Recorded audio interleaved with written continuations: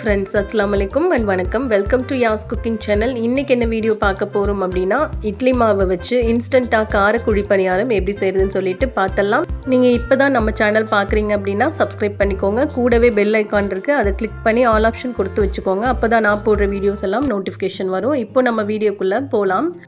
இந்த பணியாரம் செய்யறதுக்காக இட்லி மாவு இருந்தா போதும். ஆல்ரெடி நம்ம சேனல்ல இட்லி மாவு எப்படி அரைக்கணும் அப்படினு சொல்லிட்டு வீடியோ போட்டுருக்கேன். டிஸ்கிரிப்ஷன்ல லிங்க் கொடுக்கிறேன். பார்க்காதவங்க செக் பண்ணி பார்த்துக்கங்க.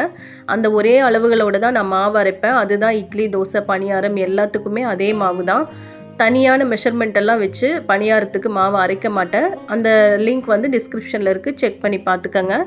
இப்போது பாதி அளவில் மாவு எடுத்துக்கலாம். எந்த அளவில் நம்ம பணியாரம் செய்கிறோமோ அந்த அளவில் பாதி அளவில் மாவு எடுத்து தனியாக ஒரு பாத்திரத்தில் மாவு எடுத்தாச்சு. இப்போ இதுக்கு ஒரு தாளிப்பு கொடுக்கணும். அதுக்கு ஒரு பேன் அடுப்பில் வச்சுட்டு 1 டேபிள் ஸ்பூன் அளவில் எண்ணெய் ஊற்றிடலாம்.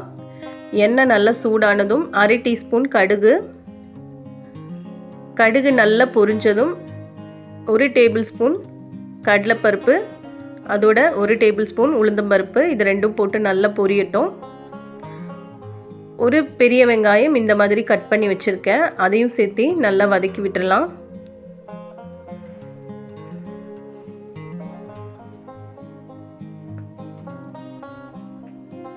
வெங்காயம் சீக்கிரமாக வதங்குறதுக்காக கொஞ்சம் உப்பு சேர்த்திட்டு நல்லா இந்த மாதிரி வதக்கியாச்சு. இப்போது இந்த ஸ்டேஜில் மல்லி, கருவேப்பிலை, 2 பச்சை மிளகா பொடியாக கட் பண்ணி வச்சுருக்கேன், இதையும் சேர்த்து நல்லா கலந்து விட்டுடலாம். உங்களுக்கு கேரட், முட்டைக்கோஸ் இதெல்லாம் சேர்த்தணுன்னாலும் சேர்த்திக்கங்க. நான் இன்றைக்கி வெங்காயம் மட்டும்தான் போட்டு பணியாரம் செய்ய போகிறேன். இந்த தாளிப்பு எல்லாத்தையும் இதில் போட்டுடலாம். மாவில் போட்டுட்டு நல்லா கலந்து விட்டுறணும். இப்போது மாவில் உப்பு போடலை, தேவையான அளவு உப்பு சேர்த்திக்கலாம். உப்பு சேர்த்திட்டு நல்லா இந்த மாதிரி கலந்து விட்டுருங்க.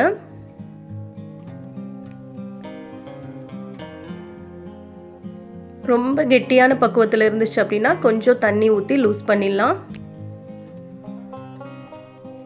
இந்த பக்குவத்தில் மாவு இருந்தால் போதும். இந்த அளவுக்கு கரைச்சாச்சு. அடுத்தது பணியாரக்கல் அடுப்பில் வச்சு நல்லா சூடாயிருச்சு. எண்ணெய் ஊற்றிடலாம்.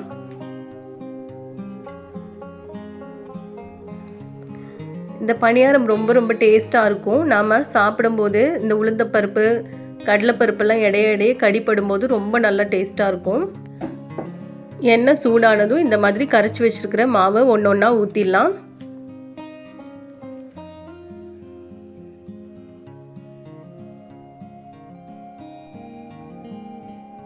இந்த மாதிரி ஊற்றி ஒரு 5 நிமிஷம் கழிச்சோன்னையும் பார்த்திங்கன்னா நல்லா வெந்துடும். இந்த ஸ்டேஜில் திருப்பி போட்டுக்கலாம். கல்லில் பார்த்திங்கன்னா ஒட்டாமல் அழகாக வரும்.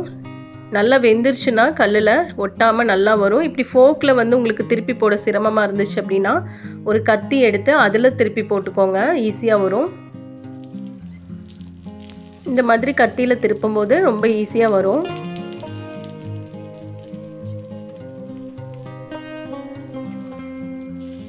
இப்போ எல்லா மாவுகளையும் இதே மாதிரி 2 சைடு திருப்பி போட்டு எடுத்துடலாம்.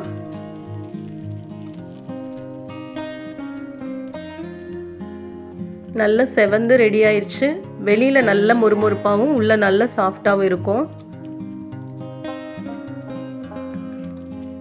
மீதமாகிற இட்லி மாவு இருந்தாலே போதும், ஈஸியாக பணியாரம் செஞ்சிடலாம். தனியாக இதுக்காக அளவுகள், உளுந்து, அரிசியெல்லாம் எடுத்து செய்யணும் அப்படிங்கிற அவசியமே இல்லை.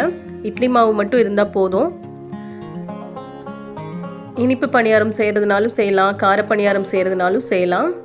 இப்போ நல்லா வெந்துருச்சு. இதை வேறு ஒரு பாத்திரத்தில் போட்டாச்சு. அடுத்ததும் எல்லா மாவுகளையும் இதே மாதிரி ஊற்றி எடுத்துடலாம்.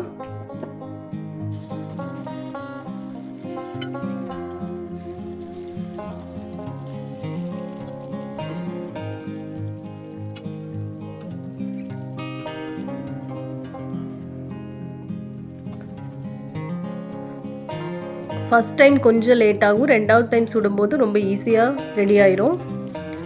இதே மாதிரி 2 சைடு திருப்பி போட்டுட்டு வேற ஒரு பாத்திரத்தில் எடுத்து வச்சிடலாம்.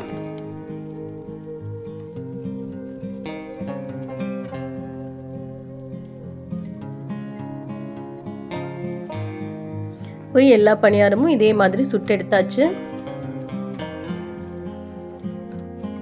இந்த பணியாரத்துக்கு சாம்பார் சட்னி, கார சட்னி, தேங்காய் சட்னி எல்லாமே சூப்பராக இருக்கும். கண்டிப்பாக ட்ரை பண்ணி பாருங்கள். நல்ல சாஃப்டாக இருக்கும், உள்ள வெளியில் நல்லா கிறிஸ்பியாக இருக்கும், சாப்பிடவே ரொம்ப ரொம்ப டேஸ்ட்டாக இருக்கும். இந்த வெங்காயம், உளுந்தப்பருப்பு, கடலைப்பருப்பு இதோட டேஸ்ட் வந்து நல்லா கடிப்படும் போது நல்லாயிருக்கும். கண்டிப்பாக ட்ரை பண்ணி பாருங்கள். இந்த வீடியோ உங்களுக்கு பிடிச்சிருந்தா லைக் பண்ணுங்கள், ஷேர் பண்ணுங்கள், நம்ம சேனலுக்கு சப்ஸ்கிரைப் பண்ணிக்கோங்க. தேங்க்யூ.